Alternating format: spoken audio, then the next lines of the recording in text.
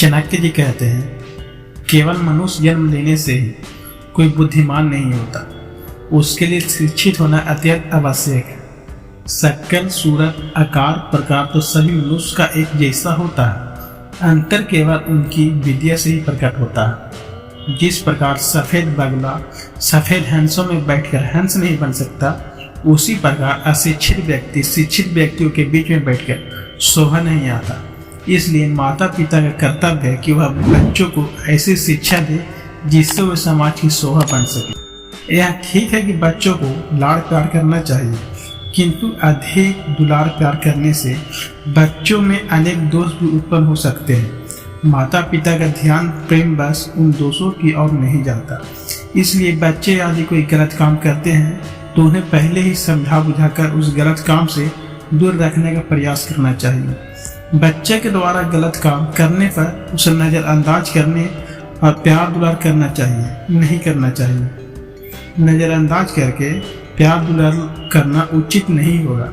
बच्चों को डांटना भी चाहिए, किए गए अपराध के लिए दंडित भी करना चाहिए, ताकि उसे सही गलत की समझ आए।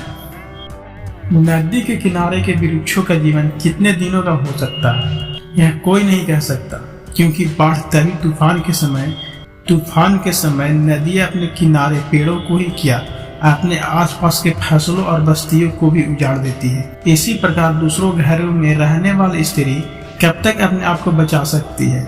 जिस राजा के पास अच्छी सलाह देने वाला मंत्री नहीं होते, वह कब तक अपने राज्य की रक्षा कर सकता है। अर्थात ये सब शीघ्र ही यानी कि जल्द ही नष्ट हो जाता है। ब्राह्मणों का कर्तव्य है विद्याकरण करना, राजाओं का कर्तव्य है कि सैनिकों के अपने बल को बढ़ाते रहें। वैश्यों को चाहिए कि वह पशुपालन और व्यवहार द्वारा धन बढ़ाए। चाणक्य ने इस श्लोक में चारों वर्णों के कर्तव्य की ओर संकेत किया है। उनके अनुसार चारों वर्णों को अपने अपने कार्य में निपुण होना चाहिए।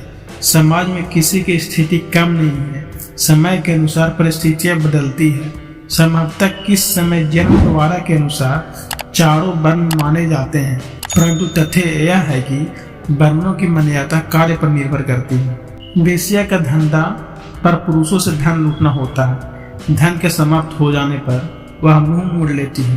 प्रजा प्रतापी राजा को ही सम्मान देती है।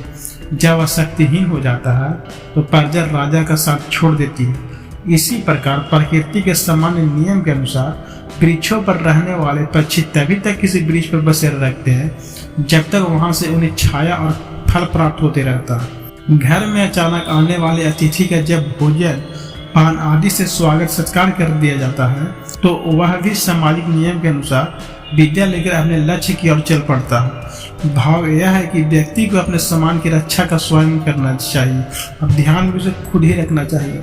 उसे अपेक्षा करते समय संबंधों के स्वरूप को सही प्रकार से समझना चाहिए। किसी स्थान, व्यक्ति या वस्तु से आवश्यकता से अधिक लगाव नहीं रखना चाहिए। यदि कोई व्यक्ति किसी विशेष कार्य के कारण किसी के पास जाता है तो वह कार्य पूरा हो जाने पर उसे वह स्थान छोड़ देना चाहिए।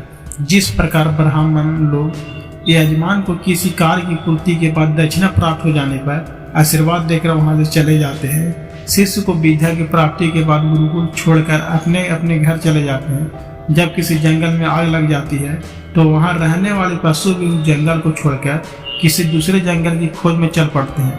अर्थात व्यक्ति को अपने कार्य समाप्त हो जाने पर किसी का यहाँ डेरा डालने की मंशा नहीं करनी चाहिए।